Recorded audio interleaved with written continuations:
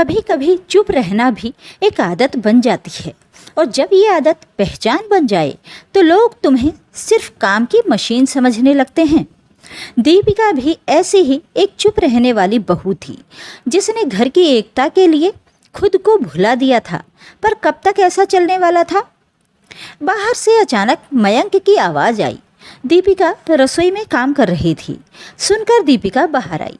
देखा तो उसका 10 साल का बेटा मयंक बाहर खेलने जाने को तैयार था, पर जाने से पहले टेबल पर अपना सारा सामान बिखरा हुआ ही छोड़कर जा रहा था। तभी सासू माँ ने कहा, बहू, मयंक बाहर खेलने जा रहा है, उसका ये सामान उठाकर रख दे और जरा इस कमरे की सफाई कर दे, पूरा कमरा फैल गया है। दीपिका ने देखा कि बुक्स, नोटबुक्स, पेन, पेंसिल सब यूं ही बिखरे पड़े थे। इधर देवरानी की बेटी पीहू भी खिलौनों से खेल रही थी, वो सब भी यूं ही बिखरे पड़े थे। कमरे में उसकी सास, ससुर, देवर, पति सब बैठे हुए थे, पर फिर भी कमरा इतना फैला हुआ था। ये देखकर दीपिका ने कहा, मयंक जाने से पहले ये सामान उठाकर रख कर जाओ, अभी कोई मेहमान आ जाए घर में तो ये फैला हुआ कमरा अच्छा नहीं लगता। मम्मा, आप उठा लो ना, ये आपका काम है, मेरे दोस्त बाहर इंतज़ार कर रहे हैं, मयंक ने चिढ़कर कहा। एक बार कहा ना, तुम्हें सुनाई नहीं देता? सामान उठाकर रख कर जाओ, हर बार तुम्हारा काम मुझे करना पड़ता है, दीपिका ने थोड़ी सख्ती के साथ कहा। मम्मा, क्या हमेशा चिल्लाती रहती हो? ये सब करके आप मुझ पर कोई एहसान नहीं कर रही हो?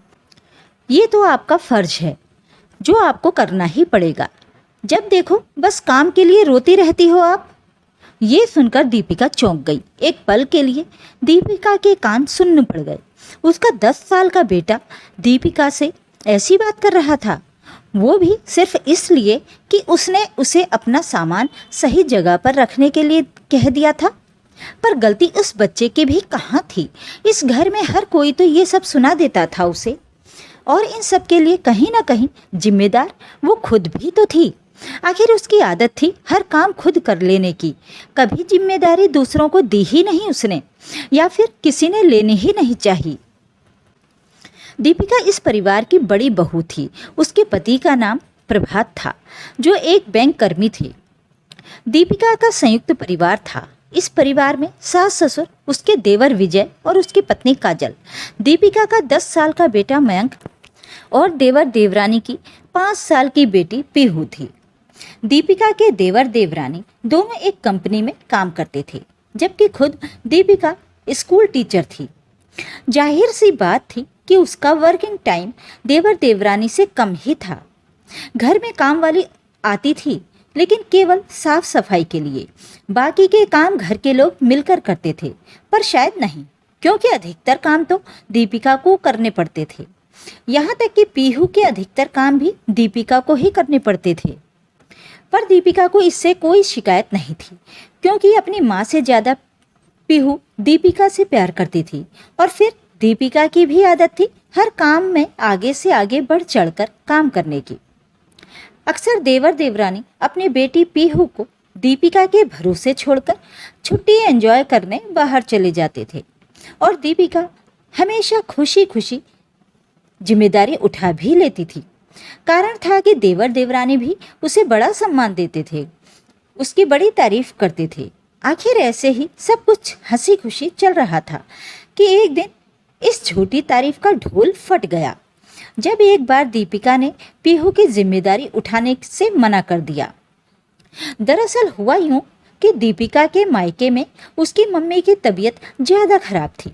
इस दौरान देवर देवरानी को जरूरी काम से 3 दिन के लिए मुंबई जाना था, पर दीपिका ने अपने मायके को ऊपर रखा और काजल से कह दिया, मेरी मम्मी ज़्यादा बीमार हैं, इसलिए मैं अपनी मम्मी से मिलने जाना चाहती हूँ, उनके साथ समय बिताना चाहती हूँ।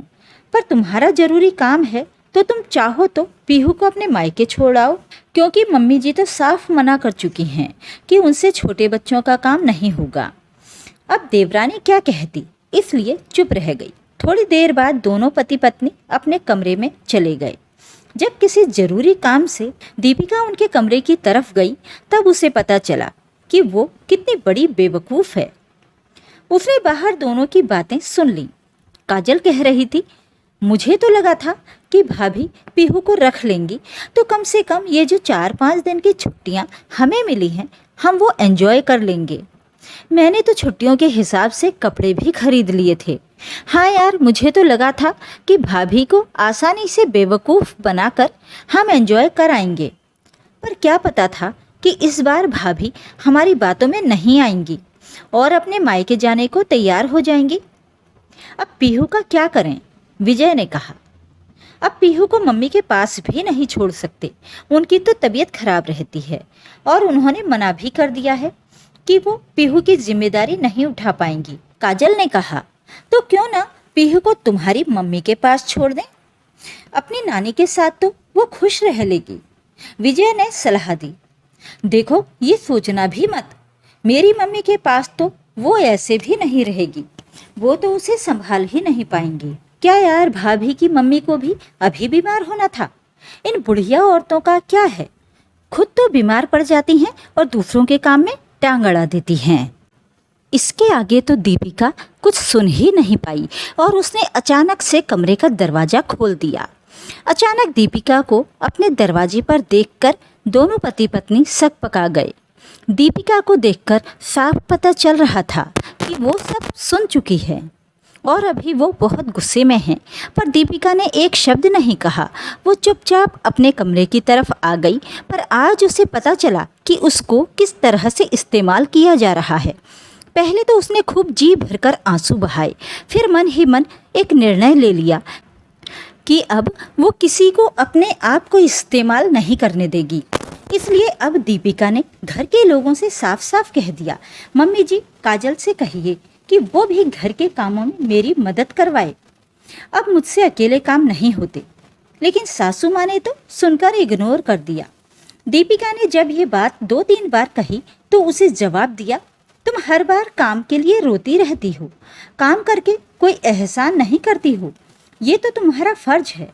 उस बेचारी को तो टाइम भी नहीं मिलता, फिर भी वो काफ़ी कुछ कर लेती है। जब उसने अपने पति से कहा तो उसके पति प्रभात ने भी साथ नहीं दिया। बेवकूफ़ हो क्या तुम, अच्छा खासा तो सब चल रहा है, तुम्हारी बेवकूफ़ी के कारण घर के 2 टुकड़े होंगे, अच्छा लगता है क्या?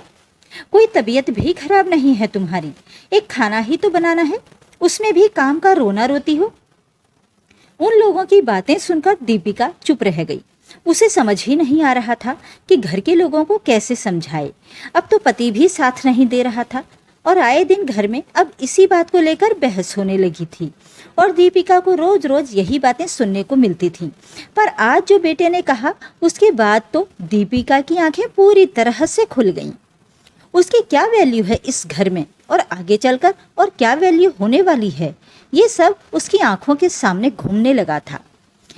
पर अब दीपिका झुकने को तैयार नहीं थी। जिस तरह से घर के लोग ये समझते थे कि ये 2 बातें सुनने पर अपने आप काम कर लेगी, शायद मयंक को भी यही लगा था कि उसकी ये सब बातें सुनने से दीपिका उसका सामान उठाकर रख देगी। पर दीपिका ने ऐसा कुछ नहीं किया। तुम्हारा सामान है, तुम ही रखोगे, मैं नहीं।